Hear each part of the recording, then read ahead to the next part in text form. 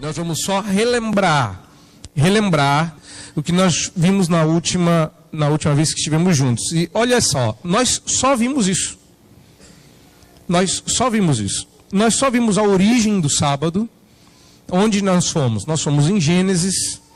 Nós demos uma olhada em Gênesis, demos uma olhada a partir de Gênesis em várias vezes, não em todas, mas em várias vezes, que a palavra, ou a expressão, a ideia de sábado apareceu no Pentateuco. Nós vimos que não é uma ideia circunscrita ao Êxodo, ao Deuteronômio. Você tem Levítico sobre o sábado, você tem outros lugares de Deuteronômio, outros lugares de Êxodo, não é só Êxodo 20. Nós vimos alguns outros lugares, foi só uma leitura, mostrando que o princípio se estendia além da lei, não era uma coisa presa à lei, mas vinha antes dela. Vimos o significado dos termos, eu coloquei entre aspas, porque eu vou diferenciar, você vai ver já no próximo slide, que eu vou separar a ideia de sabá de sábado. Eu apenas expliquei, e tão somente expliquei, que a nossa palavra para sábado, em português, é uma transliteração do hebraico sabat. Só isso. Nem fomos tão mais profundos. E que sabat pode significar, entre outras coisas, descanso. Mas não só isso, porque sabat significa literalmente cessar o trabalho, parar de fazer o que se estava fazendo. Mas é uma palavra complexa, e a gente aí resume no termo descanso, mas não é só isso. E domingo, que significa dia do Senhor. Dominique Dei, Dominus, o Senhor, latim. Então, até comentei que a nossa semana é uma semana bem cristãzinha, né? Que começa com domingo, tem dia 1, dia 2, dia 3, dia 6, sábado. Não é? E que em outras culturas não é assim. Aí expliquei um pouquinho sobre o domingo como o dia do sol e por que algumas culturas chamam o domingo de dia do sol ou Sunday, como é, por exemplo, na língua inglesa, Sunday, que não é aquele sorvete. Eu não consigo evitar essa piada ruim. E o terceiro, aí vai ficar claro para toda a igreja que eu sou, como pastor, um péssimo humorista, né? E o terceiro, responsabilidade pessoal, aqui faltou um L, na guarda do dia santo. Então, como nós já fomos lembrados em oração, eu falei na semana passada, relembro.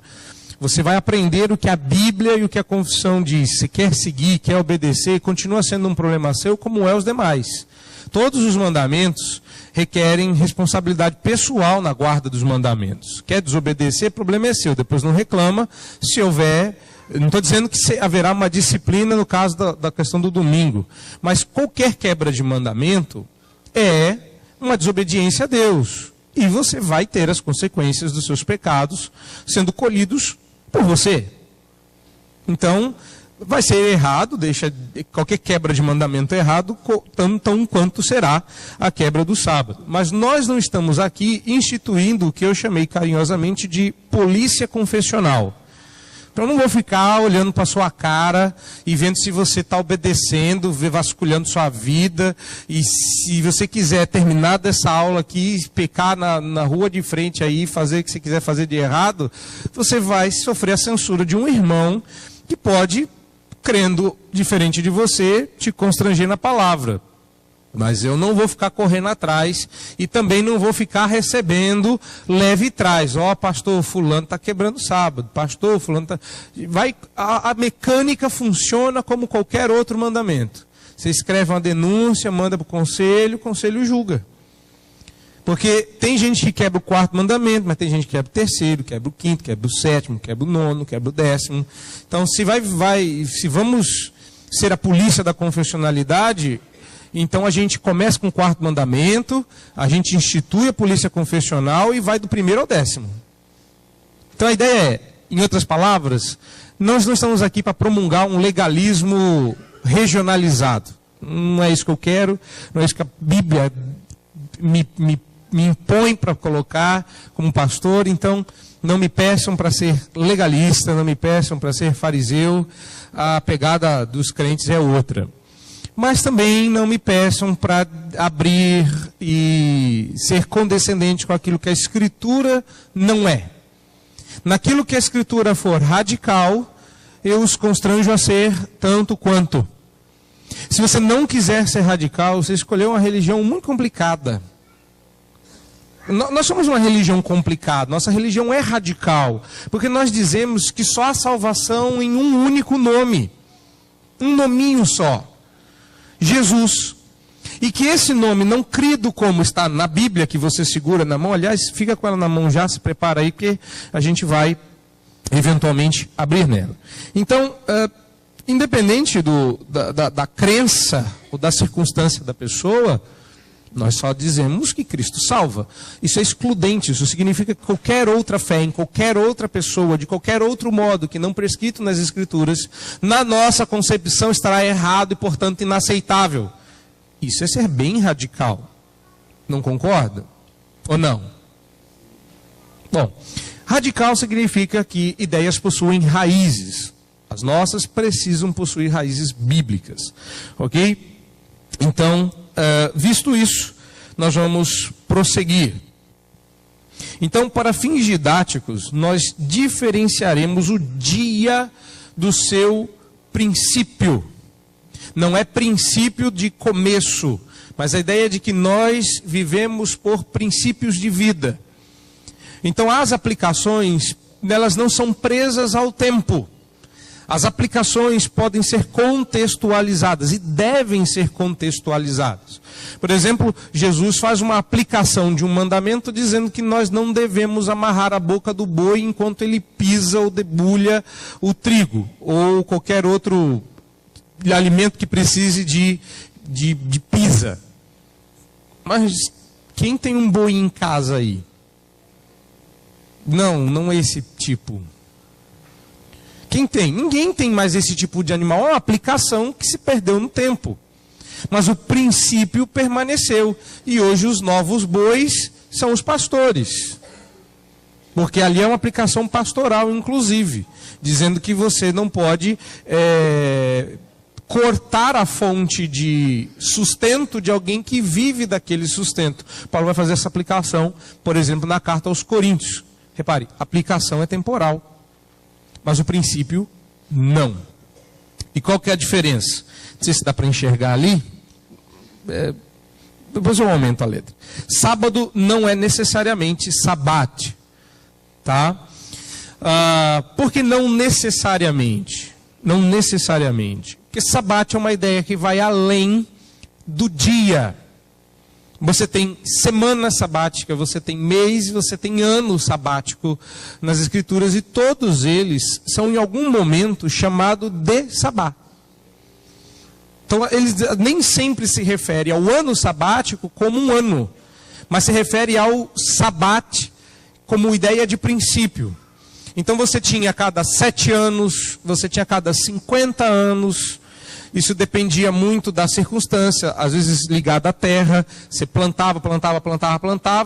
Num determinado ano, naquela terra você não podia plantar nada, porque a terra precisava de sabate, ela precisava de descanso para que ela se recuperasse. Falando sobre isso especificamente, eu me lembro, poucas vezes eu prestei atenção em aula de geografia. Meu boletim mostrava isso. E naquele dia eu prestei atenção. E a professora disse uma coisa interessante. Que com a chegada de judeus e cristãos no Brasil, e com a prática do descanso da terra, descobriu-se que a terra se tornava mais produtiva quando ela tinha um período de descanso. E que alguns produtores, alguns senhores feudais, a gente estava estudando sobre...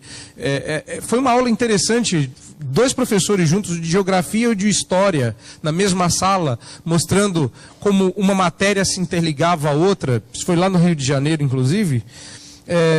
Que alguns senhores feudais não davam descanso à sua terra e tiveram toda uma colheita e toda uma cultura de milho, de sei lá o que lá, que foi estragada e perdida porque a terra estava cansada e já não conseguia mais produzir, enquanto que as fazendas e terrenos cuidados por cristãos e judeus continuavam a prosperar. E aí eles foram descobrindo essa mecânica da terra, até que hoje já se descobriu que terra também cansa e precisa descansar. Então, sabá não é necessariamente sábado. Isso é importante para que você, mais para frente, troque aí o dia pelo princípio.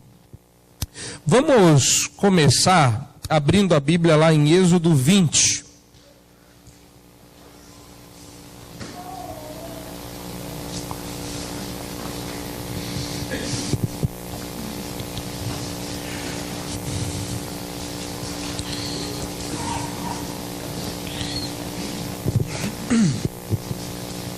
Acha o quarto mandamento aí para mim. Pode ler. Quem achou? Quem quiser ler aí, bem alto. Obrigado. Lembra-te, esse é o versículo 8. Lembra-te do dia do sábado. Então não vamos ir a fundo na questão do lembrar-se, porque eu acredito que essa questão do lembra-te, ela vai ajudar a gente a responder alguma das nossas dúvidas. Então eu quero guardar alguma coisa para tratar depois. Então eu quero trabalhar um aspecto do lembra-te, porque o segundo eu creio que começa a responder algumas perguntas. Mas um é base, outro é aplicação. Hoje base, daqui a 2 semanas aplicação. A importância de lembrar. Eu começo aqui citando um hino do nosso hinário. Nunca meus lábios cessarão, ó Cristo, de bendizer-te, de cantar-te glória, pois guardo na alma teu amor imenso, grata memória. João Calvino diz que depois de Deus nos conceder gratuitamente todas as coisas, Ele nada requer em troca, senão uma grata lembrança de seus benefícios. Eu quero que você repare, se você puder sempre manter aí na mente, igual aquele brinquedinho que a gente jogava assim, cheio de anel de um lado para o outro, numa mão você mantém Êxodo 20, na outra Deuteronômio 5. Então, se vocês quiserem, a gente pode até dividir os lados aqui. Esse lado fica com Êxodo 20, esse Deuteronômio 5, e a gente fica fazendo. Aí vocês em cima estão livres, que vocês não estão divididos em 2 categorias, então vocês divirtam-se aí. Se você puder dividir com a pessoa do lado, também serve. O importante é que você mantenha uma rápida troca entre os 2 textos. Eu quero que você repare que o mandamento em Deuteronômio 5, ele é ligeiramente diferente de Êxodo 20. Nós vamos várias vezes voltar a essas diferenças, porque eles não se contradizem, eles enriquecem um ao outro, dando uma multidão de ângulos maior, aí, né? Já seria grande de um lado, mas aumenta-se a quantidade de ângulos se olhado por outro lado. Então você vai reparar, Deuteronômio 5. Guarda o dia do sábado para o santificar, como te ordenou o Senhor por ti. Esse é o verso 12. Então, olha só que interessante. Em Êxodo 20, a ordem é lembrar. Em Deuteronômio 5, não. A ordem é guardar. Outra coisa, em Êxodo 20 não há uma base prévia. Deus está como que assentado no trono do Sinai, falando com os seus súditos no pé do Sinai, e diz: lembra de santificar, lembra de guardar o sábado para o santificar.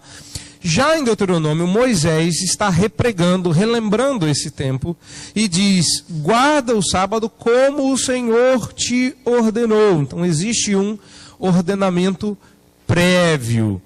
Na minha opinião, guardar e lembrar vão carregar o mesmo significado. Eu não vou fazer uma diferença tão grande entre um e outro, mas vamos fazer valer isso.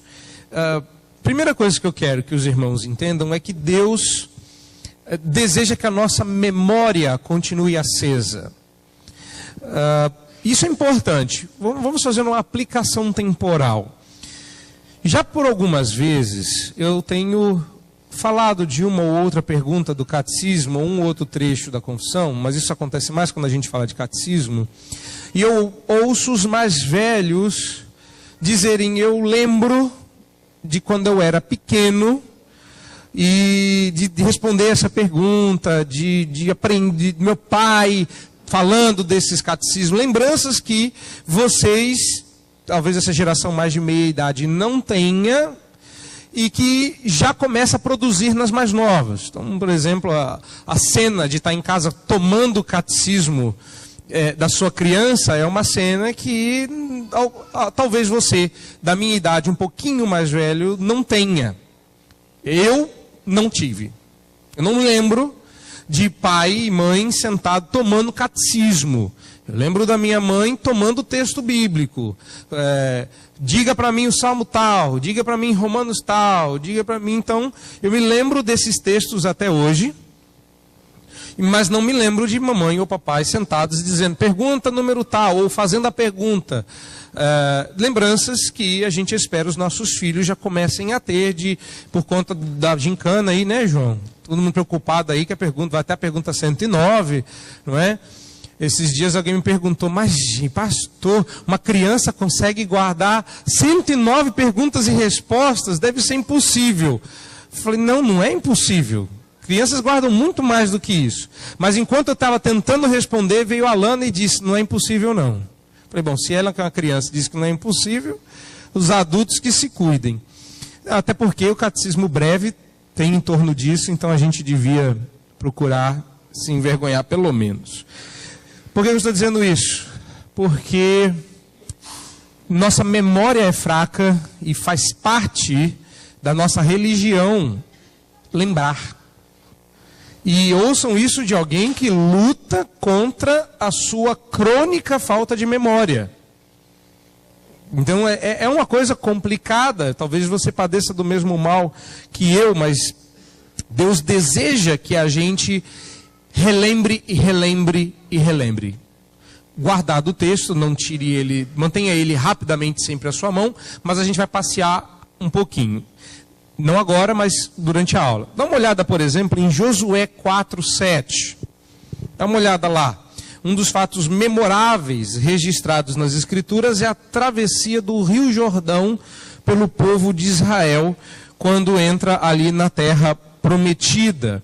E o que é que Deus ordena assim que eles passam a pés secos do Jordão? Deus ali ordena que os sacerdotes retirem 12 pedras do rio, do fundo do rio, para ficar bem claro que eles tiraram do fundo do rio. Não é que a pedra em si mostrava alguma coisa, aquelas pedras eram fáceis de conseguir, mas saber-se-ia que aquelas pedras foram tiradas do rio com um objetivo. Josué 4:7. Pode ler.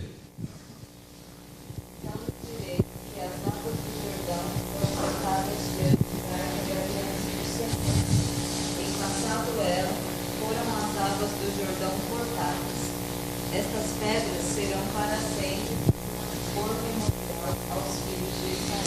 Então, o contexto, você pode conferir aí, é o seguinte: ordena aos sacerdotes que pegue cada um 12 pedras correspondentes às 12 tribos que atravessaram juntas, representando cada uma das 12 famílias que passaram de um lado do Jordão para o outro.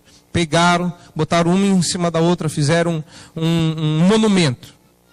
Aí a explicação: quando alguém passar, ou seu filho lhe perguntar: o que é isso? O que são essas 12 pedras uma em cima da outra?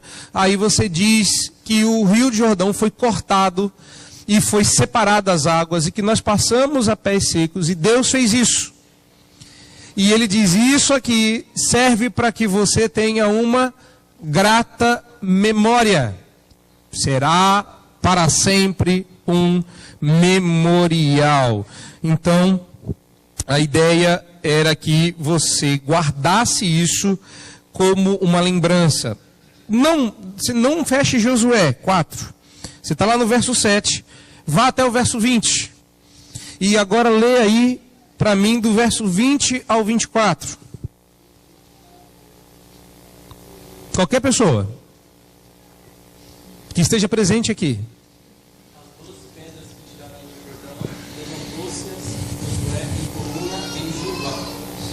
Aos filhos de Israel: quando no futuro vossos filhos perguntarem a seus pais, dizendo: que significam essas pedras? Farei saber a vossos filhos, dizendo: Israel passou em seco esse Jordão, porque o Senhor vosso Deus fez secar as águas do Jordão diante de vós, até que passasseis, como o Senhor vosso Deus fez ao mar vermelho, ao qual secou perante nós, até que passamos, para que todos os povos da terra conheçam que a mão do Senhor é forte, a fim de que temais ao Senhor vosso Deus todos os dias. Repare, a ideia é lembrar os feitos poderosos de Deus. Aqui nós já estamos em Josué, portanto, depois de Deuteronômio, já está somado as duas características que já eu vou falar. Mas eu acho interessante isso. Não deu para pegar nada do Mar Vermelho. Ó, corre cambada, que Egito está vindo atrás. Tanto é que quando eles saíram, Deus fechou o mar e o exército egípcio morreu afogado. Mas agora não, a coisa está mais tranquila. Dá para pegar pedrinha, dá para botar uma em cima da outra, dá para subir em coluna. Entendeu? Dá para ter um memorial. E aquele memorial, que era uma representação menor, em menor escala do que foi o Mar Vermelho, era para lembrar do Jordão, era para lembrar do Mar Vermelho, era para lembrar. Então o desafio de Deus para o povo é que considere a história, reflita sobre os grandiosos feitos de Deus, sobre o pecado de seus pais, os consequentes castigos, e ponderem da nova oportunidade dada por Deus, trazendo-os de volta do cativeiro, oferecendo-lhes condições de reconstrução da vida e, posteriormente, do templo. Então, dá uma olhada no Salmo 78, verso 4, para encerrar esse primeiro momento. Salmo 78, verso 4.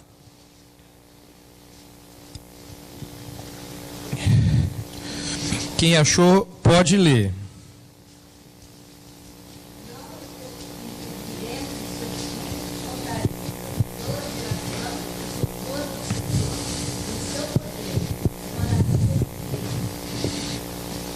Tem uma musiquinha, né?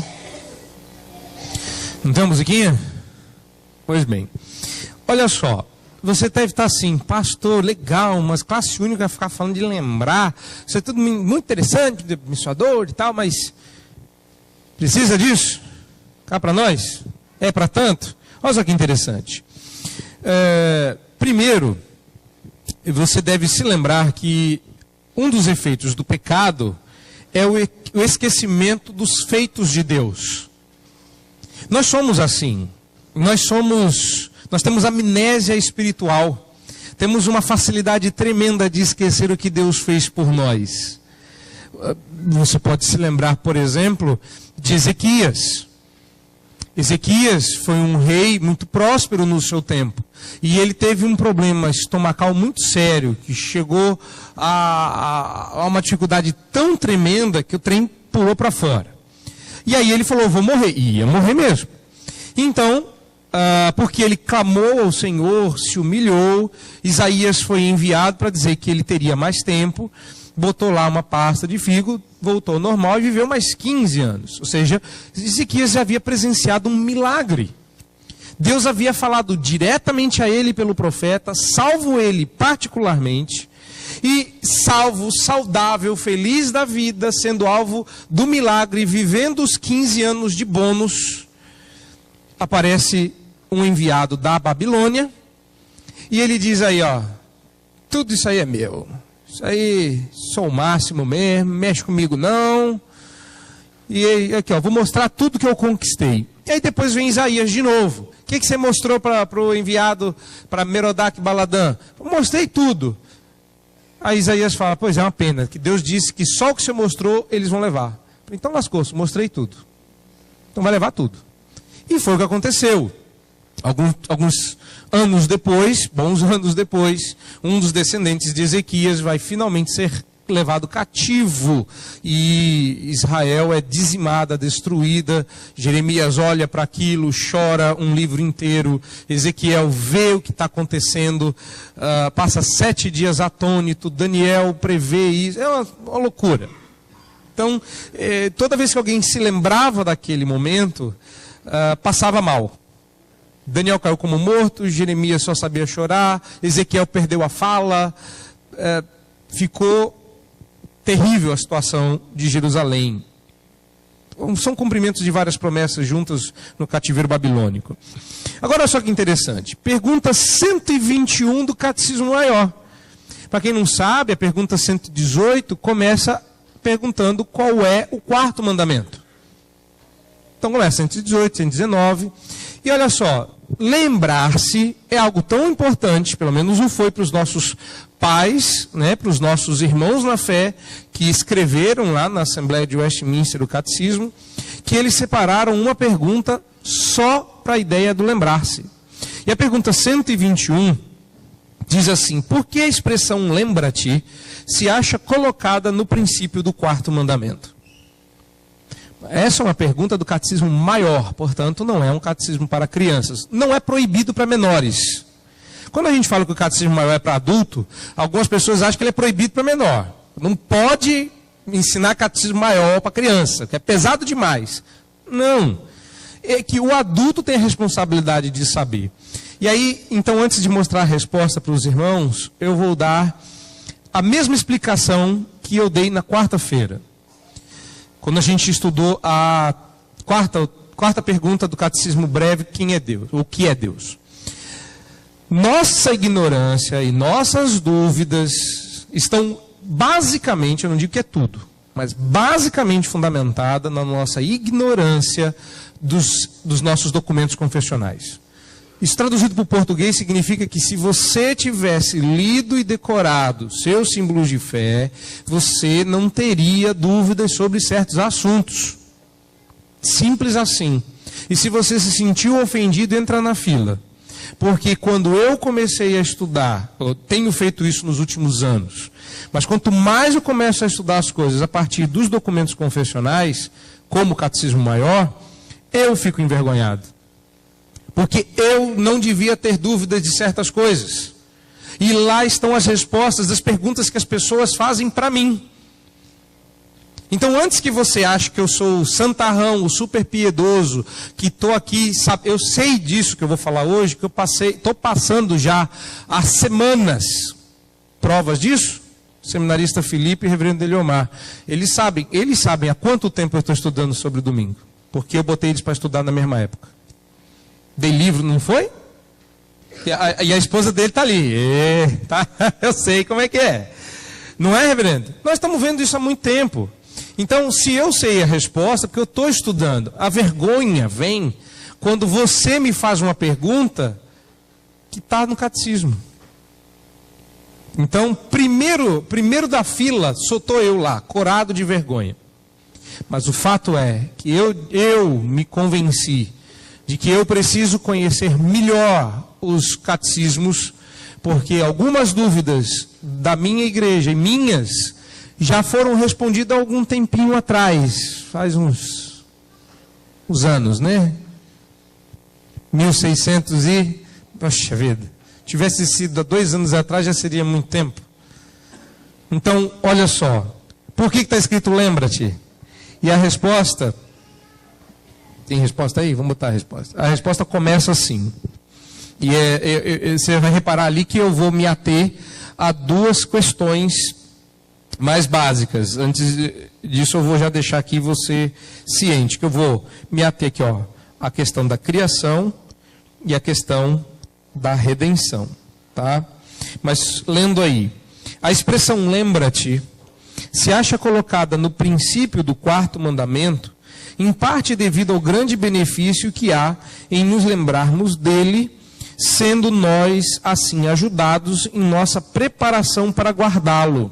Essa é a primeira resposta. Segunda, porque, em o guardar, somos ajudados a guardar melhor todos os mais mandamentos e a manter uma grata recordação dos 2 grandes benefícios, da criação e da redenção, que contém em si a breve súmula da religião.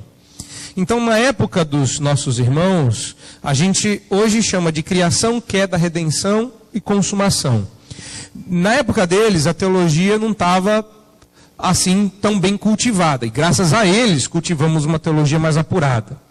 Mas eles já tinham entendido que o básico, e é o básico, é criação e redenção. Porque da criação vem a queda, da redenção a consumação. Mas olha só, eles entendiam que o resumo da sua religião cristã era dividido em basicamente duas partes, criação e redenção. Se você reparar, nós estamos falando de Êxodo 20 e Deuteronômio 5. Já já eu vou explicar por quê. Não é? Então, esse é o primeiro motivo aí. Ah não, chegou a hora. Dá uma olhada lá em Êxodo 20, comparando com Deuteronômio 5. Estou achando que eu vou falar isso no próximo slide, já é nesse. Então dá uma olhada lá. Sabe o que você vai encontrar lá? O que os catecismos chamam de razão anexa. Aí eu fui tentar descobrir o que era esse trem de razão anexa. Não está no catecismo, esse aí deu trabalho para descobrir. O que é uma razão anexa? Razão anexa, a ideia de razão anexa, no catecismo até explica, mas por que uma razão anexa? Porque a primeira razão para se obedecer um mandamento é óbvia. Deus falou. Então, sempre, por exemplo, não matarás não tem razão anexa. O que é uma razão anexa? É uma outra razão anexada, juntada, colada ao mandamento para fortalecer a obediência dele. Poderíamos ter uma razão anexa ao não matarás. Não matarás, porque no dia que matares aquele que é semelhante a vós, matareis também o semelhante ao Deus. Porque somos imagem e semelhança do Deus que nos criou, portanto, não matarás o teu próximo, antes amá-lo-ás como a ti mesmo. Viu que bonitinho? Eu que criei. Isso não tem uma razão anexa. É simplesmente não matarás. Por que eu tenho que obedecer? Porque Deus mandou, ponto. Então a primeira razão é que Deus mandou. A razão é, eu sou o Deus que te tirou do Egito, eu estou mandando isso. Essa é a principal razão. É o preâmbulo aí, comecinho de Êxodo 20, verso 1. Agora, alguns mandamentos têm o que a gente chama de razão colada, razão anexa. Se você comparar aí, faça essa por gentileza, comparar a razão anexa de Êxodo 20 com a razão anexa de Deuteronômio 5, você vai descobrir que são razões diferentes.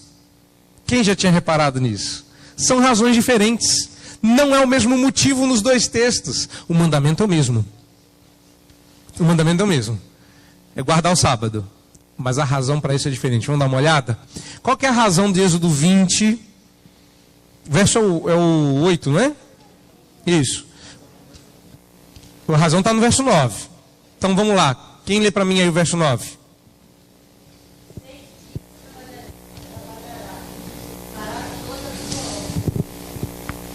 Pode ir, pode continuar.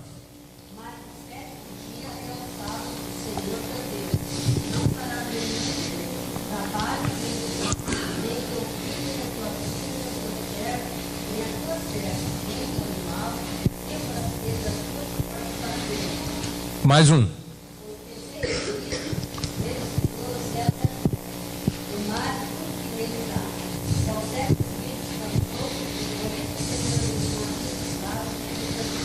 O porquê aí denuncia a razão. Porque, e ali o motivo. Qual que é o motivo? Porque em 6 dias fez o Senhor os céus e a terra. Ou seja, se Deus deu conta de fazer todo mundo em 6 dias e descansou no 7º, você vai dar conta de fazer o que você tem para fazer em 6 dias e descansar no 7º. Então a razão de Êxodo 20 é a criação. Todo mundo está enxergando isso? Agora vamos para Deuteronômio 5. Aí é o verso 12, certo? Agora vamos ler a partir do 12. Vamos ler aí do 13 em diante. 6 dias trabalharás e farás toda a tua obra. Mas o 7º dia é o sábado do Senhor teu Deus. Não farás nenhum trabalho, nem tu, nem o teu filho, nem a tua filha, nem o teu servo, nem a tua serva, nem o teu boi, nem o teu jumento, nem animal algum teu, nem o estrangeiro das tuas portas para ter, para que o teu servo e a tua serva descansem como tu. Por quê? Agora vamos para a razão anexa. Porque te lembrarás que foste servo na terra do Egito, e o Senhor teu Deus te tirou dali, com mão poderosa e braço estendido, pelo que o Senhor teu Deus te ordenou que guardasses os dias de sábado. Ué, não tem que Deus criou o mundo em 6 dias em Deuteronômio. Repararam nisso?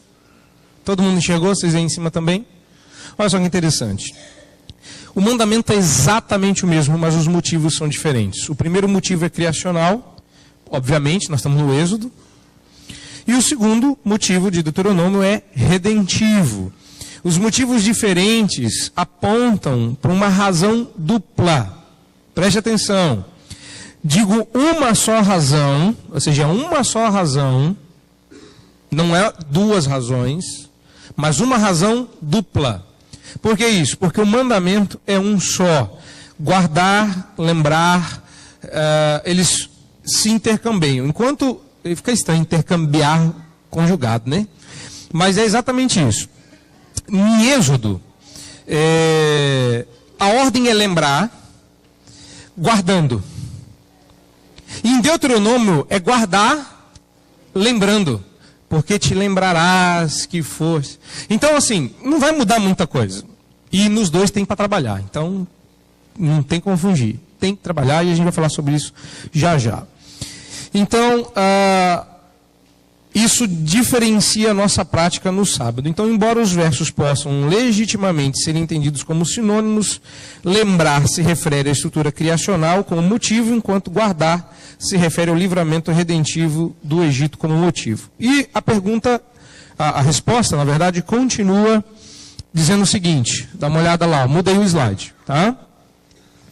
Então, continuando aquela resposta lá, e por quê? E em parte porque, mais motivos. A pergunta é, por que está escrito lembra-te no começo do 4º mandamento? Porque somos propensos a esquecer-nos deste mandamento, visto haver menos luz na natureza para ele, e restringir nossa liberdade natural quanto às coisas permitidas em outros dias. Outro motivo, esses 2 motivos separados aqui, eu vou voltar neles. Tá? Então, nem precisa levantar a mão e fazer pergunta, porque eu não vou responder hoje. Eu só estou dizendo que está aqui. E eu vou voltar nisso. Não vou fugir. Calma. Mas a gente volta nisso, você já vai lendo aí. E por quê? Porque esse aparece somente uma vez em cada 7.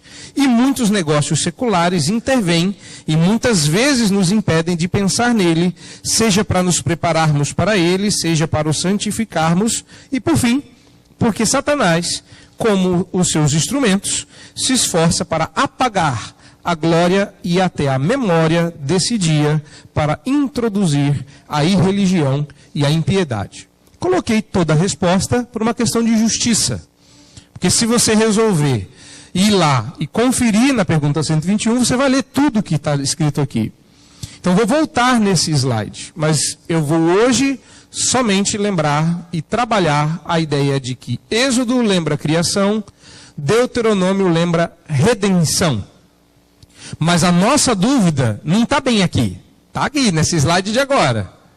Mas a nossa dúvida só pode ser respondida se você entender criação e redenção. Então, uma coisa de cada vez. Antes de criação e redenção, vamos falar do trabalho que aparece 2 vezes, para não ter que voltar neste assunto.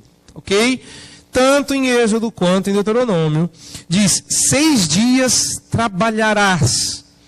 E de vez em quando a Bíblia tem essa maneira esquisita de dizer, que é uma espécie de ordem constatativa. Acabei de criar esse negócio. Está um negócio inédito, vocês são o primeiro a ouvir esse trem. Mas o que eu chamo de ordem constatativa? Ele ordena ao passo que constata o que vai acontecer. Você vai trabalhar. Mas ao mesmo tempo, essa constatação é uma ordem. Você vai trabalhar naturalmente, é a sua vida, é o seu cotidiano. Para você se alimentar, você precisa plantar. Para você se alimentar, você precisa colher o que você plantou. Para se alimentar, você precisa cozinhar o que você colheu. Então, você vai trabalhar. Mas, na medida que Deus contata, Ele dá ordem. Você não tem o direito de não trabalhar. Tá? Então, a Bíblia não ordena que você tenha um emprego. Ela ordena que você trabalhe. Já falei isso e vou repetir. Aliás, o reverendo Hermstein, comentando sobre o domingo, ele diz que você vai trabalhar 6 dias, nem que o seu trabalho seja procurar um emprego. Então, às vezes, o seu trabalho é procurar um emprego. Mas é um trabalho. E a gente fala assim, qual é o seu trabalho? Eu estou desempregado, então é um trabalho. Estar desempregado significa que o seu trabalho é procurar um emprego. Mas é um trabalho. Isso significa que você tem que acordar cedo, se vestir e sair para trabalhar. Porque tem muita gente que fica desempregado e não sai para trabalhar. Fica em casa orando e pedindo que Deus mande, né? Você fez a sua parte, não é isso? Deus ajuda quem cedo madruga. Então você manda o seu currículo e fica em casa esperando. Eu já fiz a minha parte, agora Deus faça a dele. Não. Eu conheci uma pessoa, depois o exemplo dela se degenerou. Então ela não é um exemplo de piedade, mas nesse ponto, você sabe que a penúria faz a gente piedoso, não é? Não brinca não, porque doença, pobreza, dificuldade, faz que a gente ore mais, faz que a gente se aproxime mais de Deus. Então penúria deixa a gente piedoso. Esse cabra estava piedoso na época. E aí o que ele fez? Ele estava desempregado, entendeu que ele devia sair para trabalhar. Aí o que ele fez? Ele foi a uma empresa, ofereceu os seus serviços, foi pessoalmente, ofereceu os seus serviços, a pessoa precisava, pagou o dia. Falou, só que eu não posso te empregar. Falou, mas você precisa do serviço. Falou, preciso, mas eu não posso te empregar. Falou, bom, se eu te der lucro, no final do mês você vê o que faz. E ele foi trabalhar. Todos os dias fazendo aquele serviço, sem promessa de emprego, sem promessa de qualquer coisa, foi trabalhar. No final do mês, ele resolveu pagar o mês trabalhado. Aí ele falou, então amanhã eu volto para trabalhar. Falou, rapaz, eu estou constrangido, eu não vou te dar um emprego. Ele falou, não estou vindo por causa do emprego, eu preciso trabalhar. Bom, no final de 3 meses ele recebeu um emprego e continua trabalhando até hoje, não está desempregado. Mas eu acho interessante isso. O exemplo dele me mostrou, isso daqui não é de 1860 não, isso aconteceu há 10 anos atrás. Ele foi até a empresa, trabalhou e muitas vezes isso acontece com exemplos que a gente tem até dentro da nossa própria igreja aqui em Poá. Tá? Trabalhar. Então, existe uma piadinha puritana, puritanos também são piadistas, mas é uma piada sem graça. Que, como todo puritano, né? Que dizia que se você não tem nada para fazer, cave um buraco. E se depois que você cavar o buraco, você continua sem nada para fazer, tampe o buraco. E isso vai ocupar você o dia inteiro, e o nome disso é trabalho. Deus não quer que você tenha um emprego, Deus quer que você trabalhe. 6 dias, trabalharás e fará tudo o que você precisa fazer. O que for problema teu, você tem 6 dias. A Bíblia diz isso. Farás toda a tua obra. No 7º dia você vai fazer a obra exclusiva de Deus. Você vai deixar de fazer a obra de Deus nos 6 dias. Mas no 7º você não vai fazer a tua. A tua você tem 6 dias. Está bem pequenininho aí, mas eu espero que dê para ler. Se não der para ler, eu leio aqui para os irmãos. Os irmãos, por gentileza, acompanhem. Deixa eu ver se eu só facilito aqui um pouquinho. Ai, filho. Por conta de estar meio baixinho ali. Acho que melhorou, né? Subiu um pouco. Não aumentei o tamanho da letra, mas... Olha só, o que você está lendo ali no slide. Mas enquanto seja verdade que devemos servir ao Senhor todos os dias, em todas as coisas, não podemos esquecer que existem diferentes maneiras de servir a Deus. Não o servimos fazendo a mesma coisa o tempo todo. Então repare, não é fazendo a mesma coisa o tempo todo. Porque nós servimos a Deus fazendo outras coisas que não culto. Nós servimos a Deus fazendo outras coisas que não orando. Quando você vai trabalhar e responsavelmente faz o seu trabalho, você está servindo a Deus. E Deus não quer que você venha servir a Deus aqui desta forma. Digamos que o seu trabalho, e é um trabalho legítimo, bonito até, seja ser acrobata de circo. Vou pegar um exemplo bem esdrúxulo. Digamos que nós sejamos abençoados aqui com alguém mais elástico, com alguém mais desenvolto fisicamente, e nós comemoremos aqui que essa pessoa foi contratada pelo Circo de Soleil. Que palhaço é pouco, não é para ir para o Strankovic, não. O negócio aqui é Circo de Soleil. E aí, ele acrobata, ele fica pulando, ele fica fazendo acrobacia, é o trabalho dele. E ele serve ao Senhor fazendo bem esse trabalho. Então, você sabe como é que é povo de circo. Quando não está fazendo arte, está fazendo arte. Então, ele não bebe, ele não sai para fumar coisa errada, ele não vai na noitada, ele se comporta como um crente. É o trabalho dele. Vai lá, faz as suas acrobacias, volta para sua casa, feliz da vida. Aí ele está aqui na igreja. Ele fala, pastor, eu queria fazer um solo. Aí você acha que o solo é um solo cantado, mas você esqueceu que ele é um acrobata. Aí você dá a palavra para ele e ele começa. Você fala, onde esse trem vai parar? Aí começa a dar pirueta, no meio do culto. Aí ele termina e fala, obrigado, glória a Deus, amém. Ele serve a Deus fazendo aquilo tudo, ele serve a Deus fazendo pirueta, mas no culto não é lugar para isso. Então, olha só.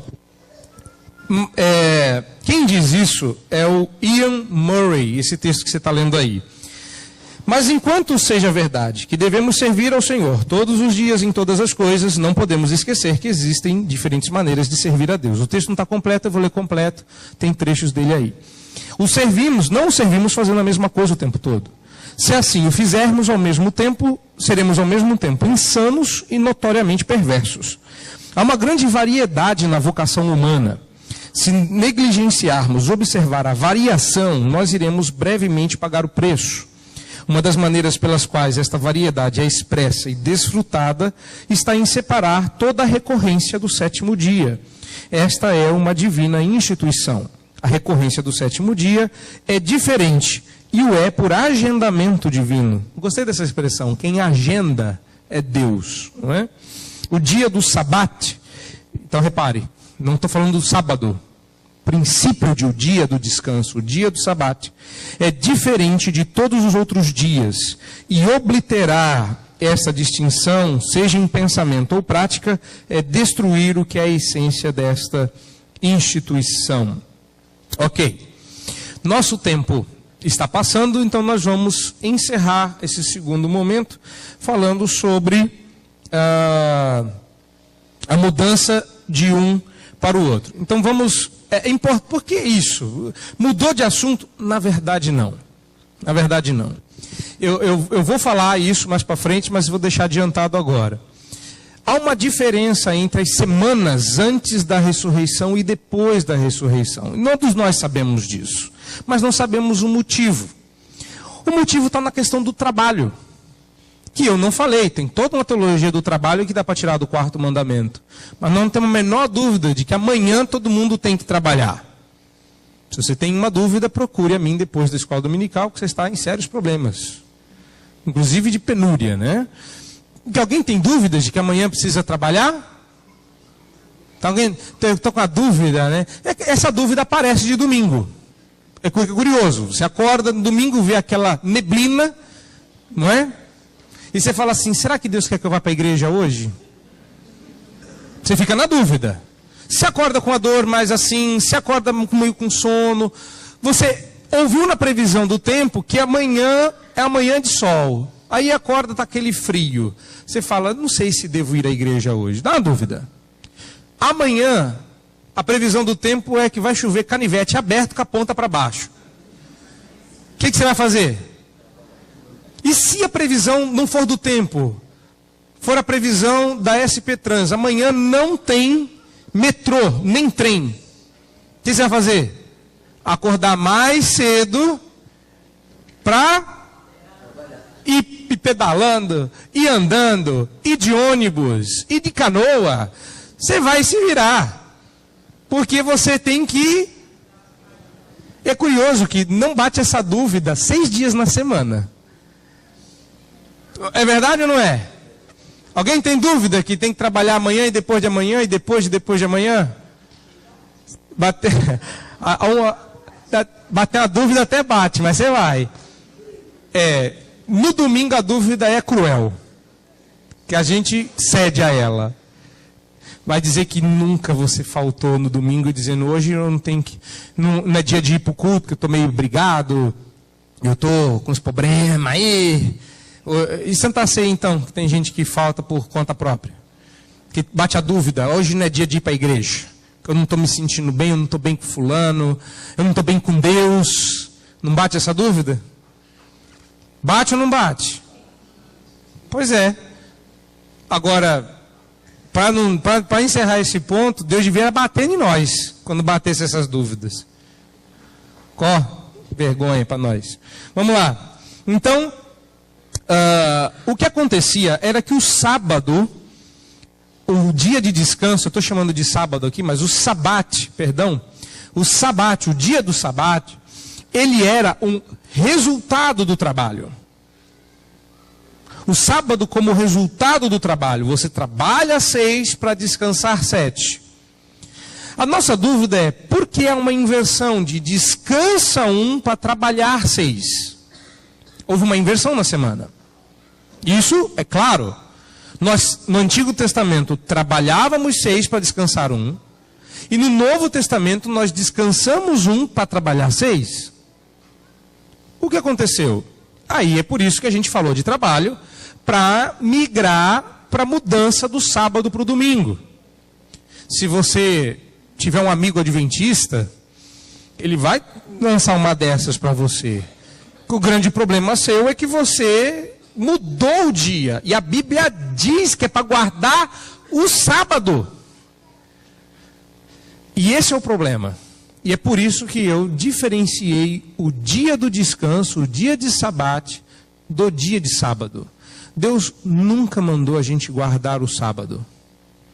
Deus disse para guardar o 7º de cada ciclo de 6. Passa 6, guarda o 7º. Passa 6, guarda o 7º. Passa 6, guarda o 7º. Deus não disse, guarda a quinta-feira. Seja quinta-feira. Dê o nome que for, a ordem que for, quinta-feira é o dia. Não. Deus mandou gravar uma sequência. A cada 6, guarda o 7. Aguarda 6, guarda o próximo. Volta a trabalhar no 8º. A partir do 8º conta mais 6. Aí está no 7º. E por aí vai. Então, esse é um erro. Isso é legalismo.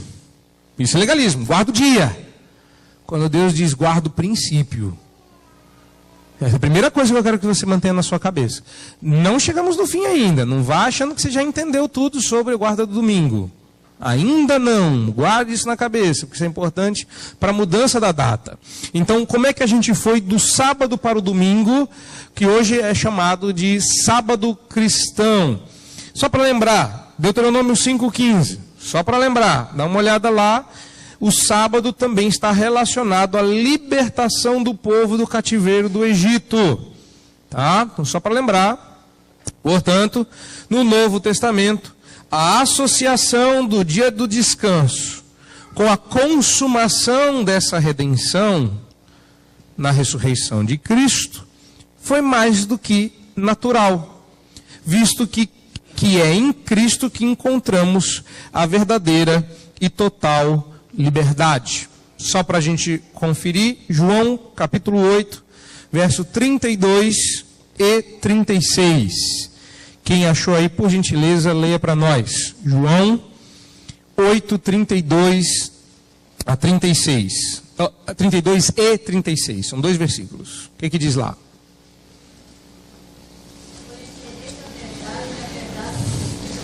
(36) 36.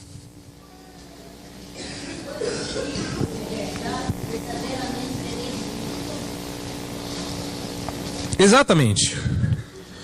E não é uma liberdade do Egito. Em toda a Bíblia é sabido, não há dúvidas sobre isso, ninguém questiona isso com seriedade, de que o cativeiro no Egito era uma representação do cativeiro do pecado. A própria expressão Egito em hebraico carrega significados que vão além da localidade, tendo significação espiritual. Na Bíblia há 2 Jerusalém e 2 Egitos. Tanto é que os termos aparecem em hebraico no plural. Está aqui o nosso recém-aprovado nas 2 línguas, grego e hebraico, que pode nos ajudar, o nosso seminarista. Viu recentemente, não viu, vai ver logo agora em exegese, divirta-se. Mas o reverendo Eliomar há de lembrar, toda terminação em im e em é plural em hebraico. Então, se você ouvir, por exemplo, que Jerusalém, em hebraico, lembra muito o português, ela termina com im. Na verdade, Aim é o correto, né? Aim, que é o plural. Olha só, Jerusalém em hebraico é Yerushalayim. Jerusaléns. E Egito em hebraico é Mitzrayim. Reparou que Yerushalayim e Mitzrayim terminam com Ain, e Ain é plural. Por quê? Porque para o hebreu existe a Jerusalém lá em Israel e a Jerusalém celeste. E existe o Egito lá do delta do Nilo e o Egito do coração. São dois. Jesus veio para nos libertar do Mitzrayim do coração, para nos levar para Yerushalayim do céu. E quando ele fez isso? Quando ele morreu na cruz. Errado. Ele não fez isso quando ele morreu. Quando que a libertação do cativeiro aconteceu? Quando ele morreu? Se fosse assim, por que os discípulos voltaram para pescar? Quando que a redenção foi consumada? Ressurreição. Claro! O castigo do pecado é a morte. Então Cristo morto não é nada mais do que alguém castigado. Cristo vivo é alguém que saiu do castigo. Se saiu do castigo, a lei está saciada. O legislador está saciado e a lei está cumprida. E é exatamente isso que aconteceu. Na ressurreição, Deus trouxe ao cumprimento final seu programa criativo redentivo. A criação original produziu o mundo, mas a criação-redenção trouxe o mundo à sua destinação perfeita. Por que eu estou colocando criação-redenção e não só redenção?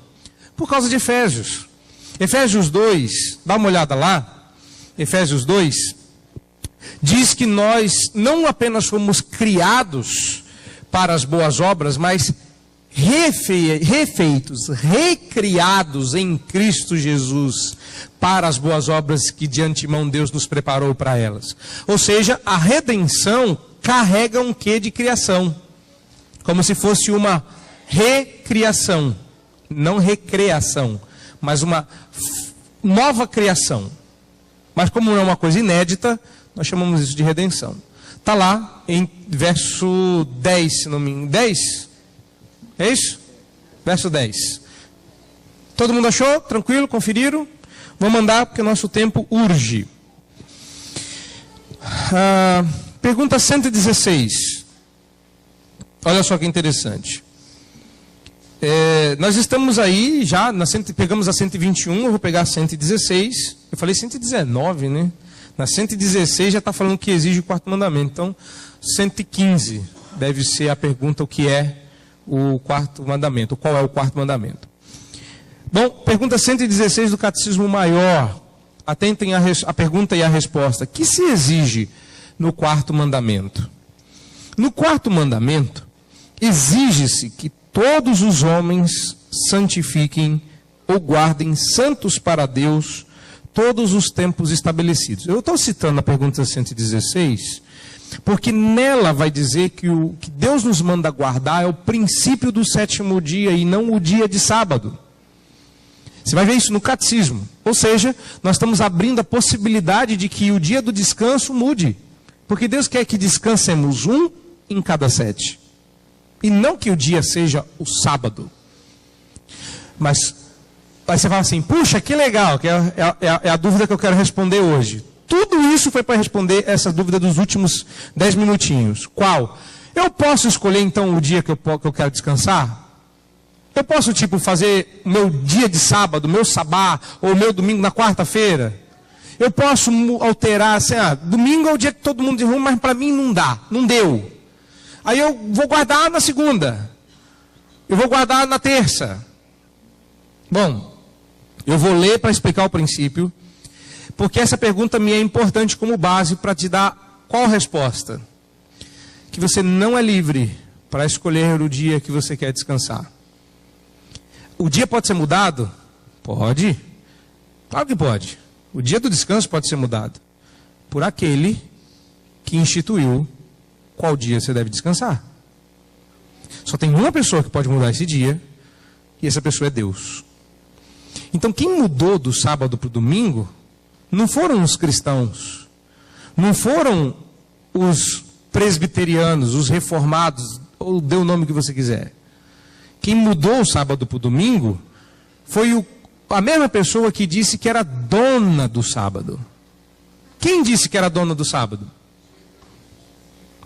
Ele disse: eu sou o Senhor do sábado. Vocês leram isso na abertura? Não leram? Mateus 12? Eu sou o Senhor do sábado.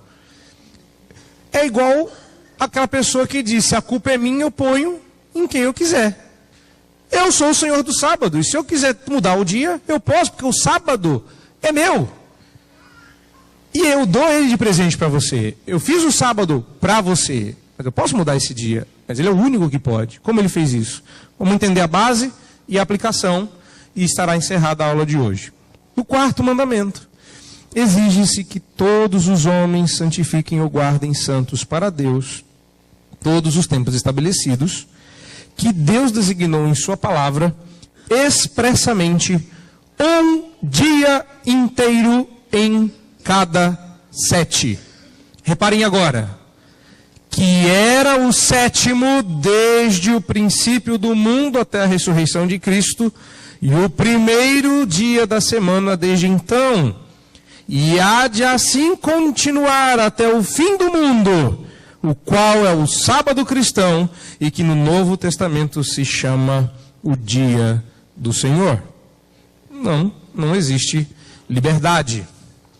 Você é um trem, e um trem só é livre nos trilhos, mas quem determina para onde os trilhos vão é Deus. Não pode alterar o curso dessa viagem. Você pode parar, diminuir a velocidade, apertar um pouquinho o passo, mas alterar o curso, não. Mas dentro desse trem você é livre para mudar de cabine. Eu prefiro que você continue na cabine presbiteriana. É a mais confortável delas. Tem outras cabines. Reparou? Ó, tem mais gente indo para o céu, hein? Então ninguém vai ficar falando aí que o pastor Jonatas acha que só os presbiterianos vão para o céu. Porque tem presbiteriano que nem vai. Então, tá? Então não é para sair aí falando besteira. Então repare. Primeiro ponto. Existe uma possibilidade de mudança. Então a grande questão ao longo dos séculos tem sido algo que tem sido alvo de acirradas discussões repare a pergunta, preste atenção. Considerando que no Novo Testamento não encontramos nenhuma ordem ou mesmo ensinamento para a igreja se reunir no domingo, por que a igreja substituiu o sábado pelo domingo? A resposta para essa pergunta encontra-se no Novo Testamento e na história da igreja. Não foi a igreja que mudou do sábado para o domingo, foi Deus. Os discípulos apenas passaram a se reunir no dia do Senhor. Se o sábado pertence ao Senhor, Ele é o Senhor do sábado, logo o dia do Senhor é o sábado. Mas passou-se a chamar de o dia do Senhor, o dia que o Senhor ressurgiu dos mortos. Esse é o meu dia, o dia em que eu voltei a viver, o dia que eu ressuscitei. E por conta de terem entendido isso, os cristãos passaram a se reunir no domingo. Não somente isso. Curiosamente, nós vamos ver isso mais para frente. É por isso que eu não separei os textos de Mateus, mas os de Marcos. Jesus apareceu só no domingo. Vamos dar uma olhada? Marcos 16. É uma coisa curiosa. Jesus está ressurreto no domingo. Aí na segunda-feira ele some.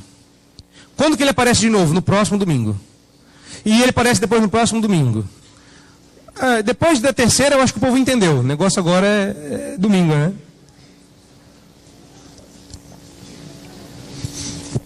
Vamos dar uma olhada lá? Marcos 16. Quem lê para mim aí o verso 2? Pode ler, pode ler.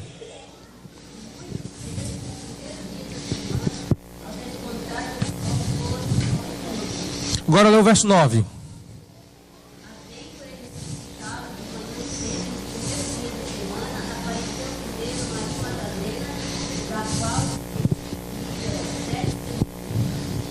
Agora vai para o capítulo 20 de João.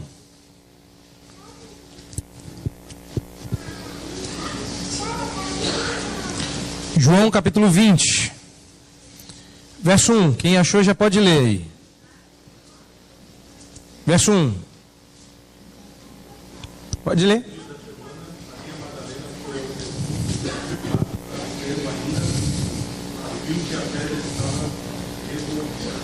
Agora lê o 19.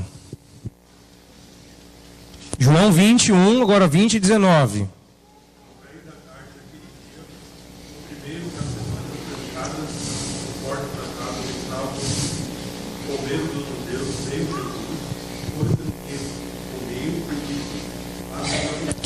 Oh, uma semana depois. Reparou aí? Repararam isso? E João deixa claro que é o primeiro dia da semana. Olha só agora o verso 26. Olha só, 3 semanas depois. Jesus ressuscitou no capítulo, verso 1. Estão fazendo a conta comigo? Está todo mundo na mesma página? João 20. Primeiro versículo. Maria foi cedo no primeiro dia da semana e Jesus estava vivo. A próxima aparição foi no primeiro dia da semana de novo, verso 19. E a terceira aparição registrada aí foi 8 dias depois. Quem é bom de geografia aí para me ajudar? 8 dias depois do domingo, que dia que é? Domingo de novo. É o oitavo, 7 dias depois, o 8º dia, primeiro dia da semana. Tá ou não está aí? Ah não, nesse dia ele era o estudo de quarta, ele apareceu no meio da semana para dar o estudo. Foi isso? Não. Então a igreja do Novo Testamento, era isso que eu queria que vocês vissem. A igreja do Novo Testamento era primordialmente composta de judeus e que jamais mudariam a guarda do sábado, porque ele era um sinal feito entre Deus e o povo, um sinal da aliança. E nunca mudariam pelo domingo se não tivessem um motivo bastante consistente e, mais ainda, se não estivessem convictos de que isso vinha do próprio Deus. Então, deve ser mencionado que mesmo as igrejas, estando sempre em um grande número de judeus, em Atos e nas epístolas, não encontramos nenhuma discussão ou mesmo menção de problemas relacionados à substituição gradual do sábado pelo domingo. Não há, na Bíblia, nenhuma discussão. Repare, em Atos você tem um concílio, você tem a primeira ata do primeiro concílio, e naquele concílio a dúvida era sobre costumes judeus, circuncisão, comida, isso, aquilo. Não falaram do sábado e do domingo. Não havia um problema. Todo mundo se reunia no domingo e ninguém levou isso ao Supremo Concílio de Jerusalém. A coisa estava pacífica, absolutamente pacífica. Então, já lá mais tarde, no final do 1º século, abra sua Bíblia em Apocalipse, capítulo 1, João narrando a visão que teve do Senhor. Repara o dia que Deus concede a visão para João. Ó, que dia que João teve a visão. Apocalipse 1, verso 10. Achei-me em espírito no dia do Senhor, e ouvi, por detrás de mim, grande voz, como de chover. Que dia que era? No dia do Senhor. O dia do Senhor era o domingo? Não, era o primeiro dia da semana. Ele apenas está dizendo no dia do Senhor, que é para você se lembrar que essa era uma referência ao dia que o Senhor Jesus ressuscitou. Ok? Então, está aí o motivo da mudança. Havia uma possibilidade de mudança? Havia. Qual é o motivo da mudança? Na ressurreição, fica claro, repare, o que eu vou falar agora tinha no Antigo Testamento. Mas com a ressurreição fica claro. O que fica claro? A lei foi dada para que nós tomássemos consciência do nosso pecado. Ou seja, a lei não é para ser cumprida. Em que sentido? Eu vou explicar isso nas próximas semanas. É claro que a lei é para ser cumprida. Mas quando eu digo que a lei não é para ser cumprida, é porque não adianta você tentar. Você tem que tentar, mas não para cumprir. Você não vai dar conta. Se a gente está no 4º mandamento, você quer... eu sempre ilustro isso. Você quer cumprir a lei, você engasga no primeiro. Tem que amar a Deus sobre todas as coisas e fazer tudo para a glória dele. Eu sou o Senhor teu Deus, não terás outros deuses diante de mim, nem no coração. Não é para ter ídolo no coração. Então, quando você varre a sua casa para o louvor da glória da sua limpeza, você já criou um ídolo. Aí eu pergunto, você varre a casa para a glória de Deus ou para manter a limpa para a sua própria glória? Então você já, está no primeiro mandamento, você está preocupado com o quarto. No segundo, você quebrou o primeiro, quebrou o segundo, quebrou o 10º. E outra, você não precisa quebrar mais de um mandamento para ser réu de todos os 10. A Bíblia diz que você quebra um mandamento, quebrou todos. Outra coisa, nós estamos falando de 10 mandamentinhos. Ah, mas a Bíblia só tem 10 mandamentos. Errou de novo. Os 10 mandamentos são um resumo da lei moral. Acho que você nunca leu a Bíblia, se você está dizendo um negócio desse. Tem só mandamento em Êxodo 20, Deuteronômio 5? Nós estamos falando de 10. Se a gente fizer uma lista de mandamentos, quantos mandamentos você andou quebrando? Então repare, a lei vem para dizer, vocês têm que obedecer. E na tentativa você vai descobrindo, Senhor, eu não consigo cumprir essa lei. A gente tem a tendência de achar que a lei é dura, a lei é complicada, a lei é difícil. Aí o salmista vem com a musiquinha para você lembrar. A lei do Senhor é perfeita e restaura. Não é a lei que está errada, é você. Você não vai dar conta de cumprir a lei, não é porque a lei é difícil, é que você é fácil.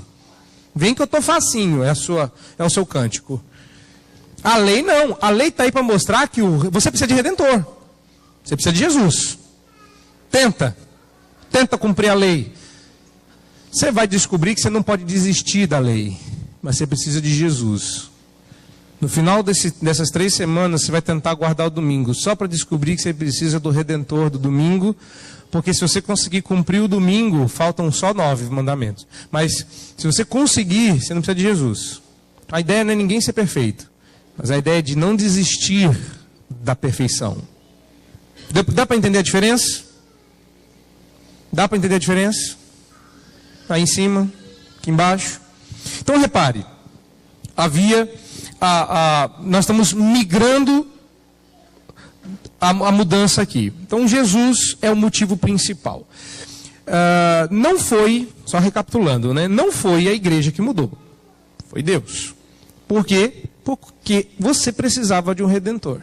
A lei não está aí para você obedecer, a lei está para mostrar que você precisa de um redentor. O que você precisa é de graça, não de mosquito. É de graça. Mas a graça está presente no...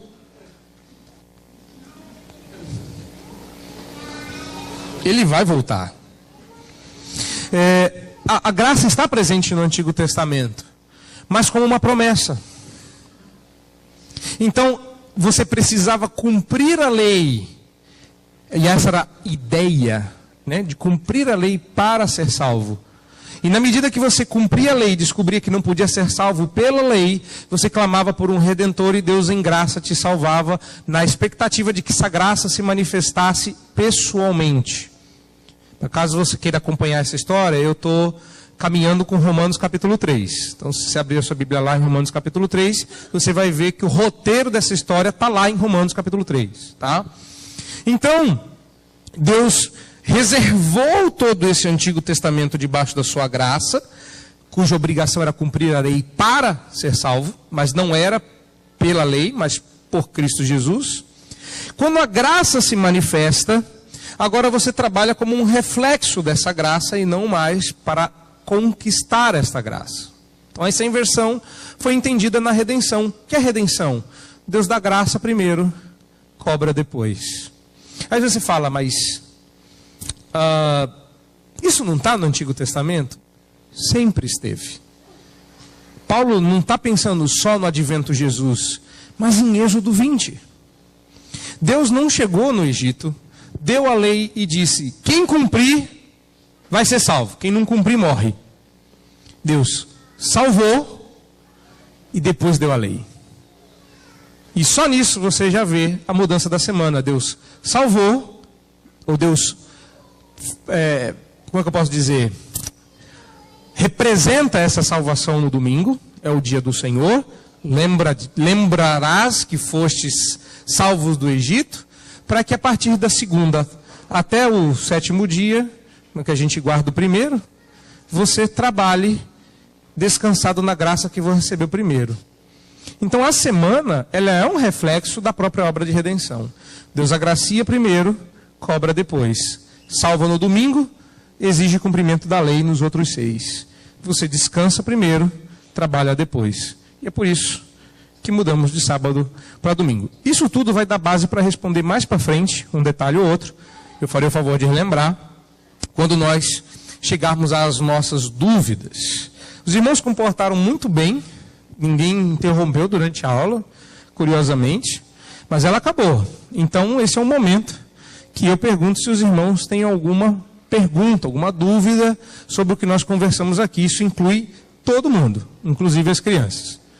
Alguma dúvida? Pode sair de cima também, se quiser levantar a mão e perguntar. Hoje foi fácil, né? É semana que vem que o bicho vai começar a pegar. E eu prometo que vai começar a pegar. Pois não. Isso no próximo capítulo.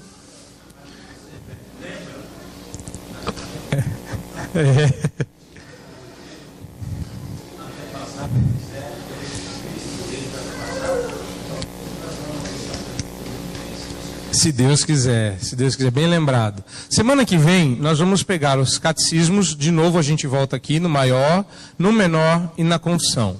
Semana que vem, eu vou te dar a palavra, presbítero. Semana que vem nós vamos começar a ver o que a nossa confissão de fé diz sobre guarda do domingo. Semana que vem a coisa aperta, porque hoje é o seu último dia de perguntar sobre alguma questão mais assim, porque a partir da semana que vem a gente já vai na veia. Já é a nossa dúvida. Então, não pense que eu vou fugir de perguntinhas de como, pode tirar uma sonequinha no domingo à tarde, quebra o domingo? Pensa que eu vou correr disso? Não vou. Pode trabalhar no domingo? Não vou correr disso. Pode comprar pastel na feira? Não vou correr disso. Mas a partir do domingo que vem, eu vou dar 2 respostas. Primeira resposta é a resposta confessional. Segunda resposta é a resposta bíblica. Por que confessional primeiro e não bíblica primeiro? Eu vou te dar. Então vamos ouvir uma pergunta. Se me dá licença, no plenário, ordem parlamentar, de frente para trás. Pode brincar? Boa. Boa. Eu vou... Você acredita que essa pergunta foi feita para mim no carro hoje, né? Vindo. Não é? Eu descobri que Riane é puritana, né? Porque a Lana e o Davi está de volta, mais gordinho. E aí eles estavam lá, aí a Riane, pai, pode brincar de qualquer coisa. Aí eu... como assim? Brincar de que coisa? De qualquer coisa. Aí eu, de qualquer coisa não. Aí ela vira, eles dois estão brincando aqui, ó. Então, o coração é metade puritano, metade X9, né? Então assim, eu vou só pedir, viu, Danilo, que você tenha paciência, que eu vou responder semana que vem. Você aguarda? A cara dele. Ele fez. Aproveita enquanto você não sabe. É o último domingo para brincar. Não, porque é o seguinte: vocês vão ver, e a gente vai chegar nisso. Pode brincar no domingo? A gente vai tudo responder. Vão dar 2 respostas. Uma confessional. E é importante que a gente dê uma resposta confessional, porque a gente crê, e crê confirmado, faz 2 semanas que eu tive o Supremo Concílio, e o Supremo Concílio confirmou a sua decisão de entender que os nossos símbolos de fé são uma fiel exposição do sistema doutrinário das Escrituras, coisa com que nós concordamos. Então a primeira coisa é entender que a confissão de fé e os seus catecismos são lentes como essas. Eu tenho poucos graus de miopia, mas o suficiente para ser cego. Deixa eu botar de volta que eu tenho tanta miopia que eu chego e fico tonto. Não é brincadeira não. Mas sem essas lentes eu não enxergo, eu os enxergo, mas mal. Então eu preciso de lentes com as quais eu possa vê-los. A igreja presbiteriana, por ser uma igreja confessional, entende que essas lentes são a confissão de fé de Westminster e o catecismo breve e o catecismo maior. Então são as lentes com as quais a gente enxerga a escritura. Você pode chegar a uma conclusão bastante desconfortável na semana que vem. Se é nisso que vocês creem, não é nisso que eu creio, então eu vou embora. Já aconteceu antes. E sabe o que vai acontecer? Vai continuar sendo nosso irmão, e com pesar, nós vamos nos despedir de você. Porque nós não vamos abrir mão da confissão de fé por causa disso. Nem pode. Faz 2 semanas que a gente diz que o trem vale, a gente nem vai trocar você pela confissão. Mas você pode dizer também de outra forma, e essa eu te estimulo que você faça. Isso é o que vocês creem, não é nisso que eu creio, eu estou errado, quero aprender a crer assim. Me ajuda? Então você é mais do que bem-vindo, nós vamos te acompanhar, nem que seja para o resto da vida, porque você encontrou seu lugar aqui. Então a confissão de fé vai dar um tom. E depois nós vamos ver se a Bíblia fala disso, se a confissão de fé não está exagerando, equivocada. E a gente vai dar uma olhada na Bíblia e responder algumas outras perguntas. Mas a gente começa a responder semana que vem. Inclusive essa pergunta, que não vai ficar sem resposta, tá? Só porque eu quero manter as perguntas restritas ao que a gente falou hoje, mas eu estou prometendo, me cobrem se eu não cumprir. Semana que vem a gente começa a dar respostas pontuais sobre isso. Pois não, presbítero?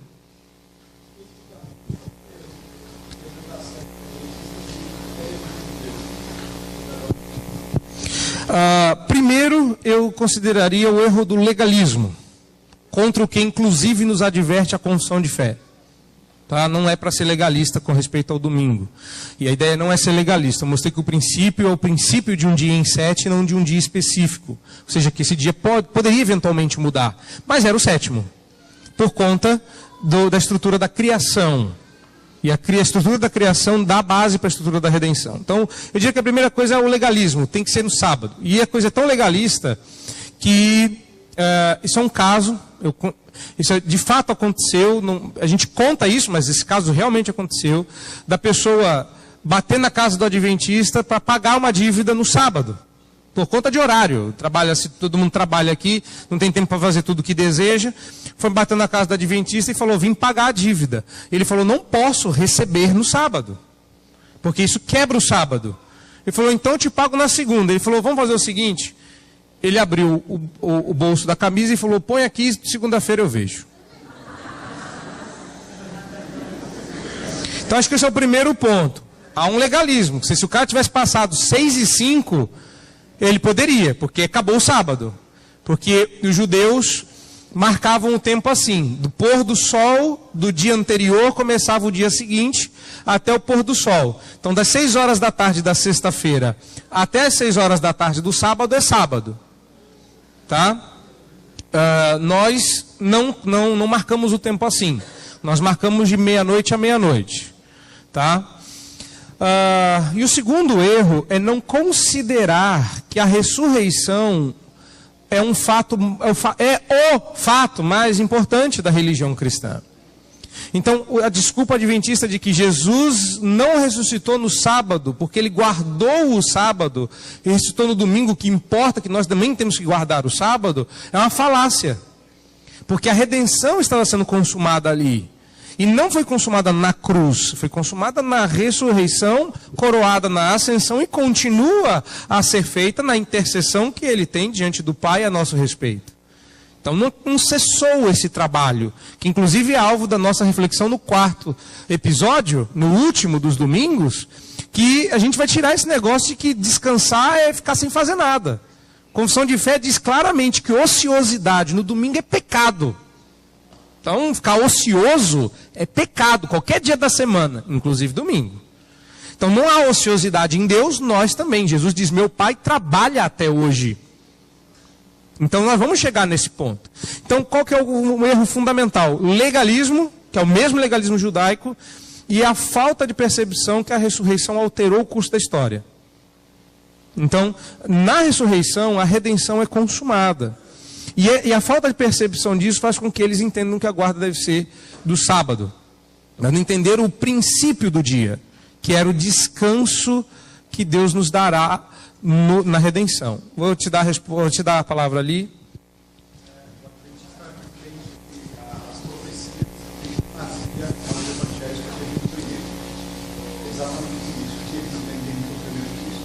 Sim, o sétimo, né? Isso.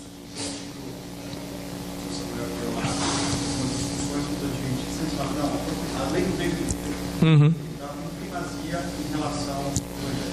Aos evangelhos. Isso.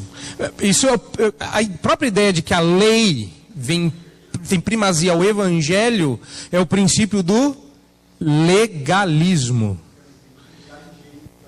Exato, é exato por isso que a primeira, bem lembrado, ele disse, não entendem que já em Gênesis havia o sábado. Por isso que a nossa primeira aula, onde vocês todos não estavam, que foi semana passada, que causou essa aula e as próximas, foi a gente falar da origem do sábado. E a origem do sábado não é a lei, não é Êxodo 20. A origem do sábado é Gênesis, capítulo 2. E no sétimo descansou. Então essa é a origem. Então fundamentalmente isso. Se o argumento é legalista, já não entendeu para que servia a lei. E a lei foi dada num contexto de graça. Né? Deus salvou primeiro, deu a lei depois. Então a própria lei já nasce num contexto de graça. Alguém levantou a mão aí?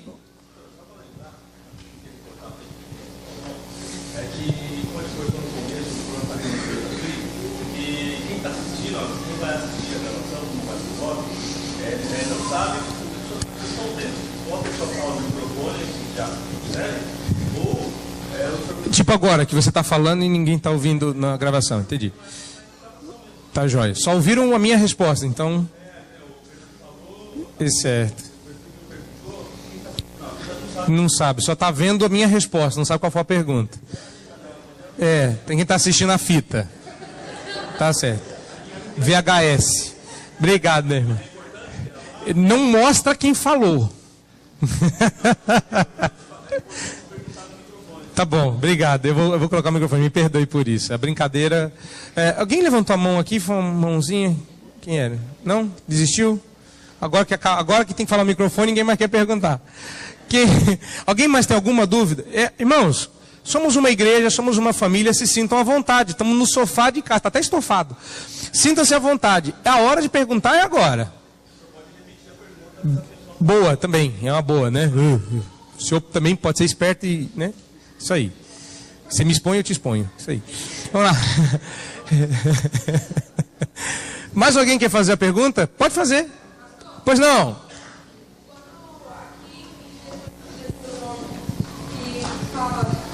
Quando aqui em Deuteronômio fala, traduzindo. Isso, ela está lendo Deuteronômio 5, está perguntando, está lendo o texto lá que diz, se lembrasse que foste...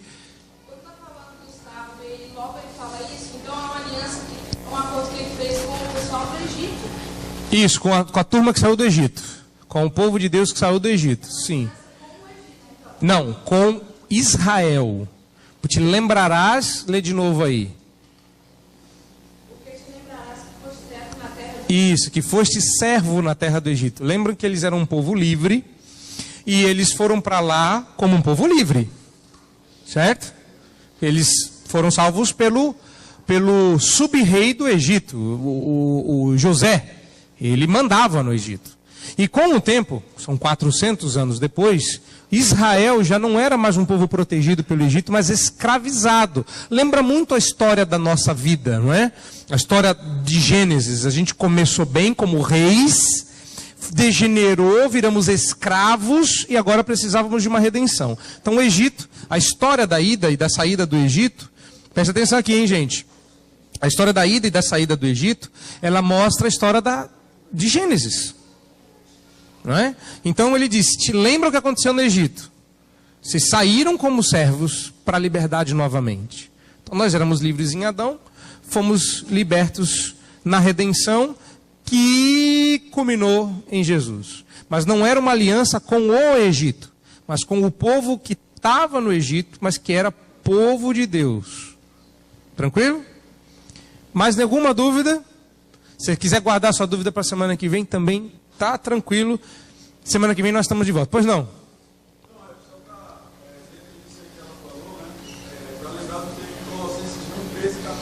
Então o pastor está lembrando aí da gente colocar o texto de Colossenses 1, 13 e 14 na conta. O que diz? Você sabe lá o... Boa. Vou me auxiliar, hein, gente? Fera, hein? Isso, a própria ideia de império das trevas, reino do filho do amor, elucida, deixa claro o seu texto. Ele está dizendo, lembrar de Colossenses 1, 13 e 14. Muito bom, muito bom, muito bom. Muito bom. Irmãos, por conta do horário nós vamos encerrar. Já passamos bastante, tempo de perguntas aí ocupou um bom volume. Semana que vem, continuem a vir todos, suas dúvidas serão, vocês façam esse prazeroso esforço de estar aqui e venham para que essa situação, essas dúvidas sejam saciadas de uma vez por todas. E se eu vou separar um pouquinho mais de tempo para perguntas na semana que vem e na outra também. Então vou falar um pouquinho menos, deixar um espaço maior para interação. Então venham preparados tanto para perguntar quanto para teu coração ensinar. Vamos repetir isso daí, tá bom?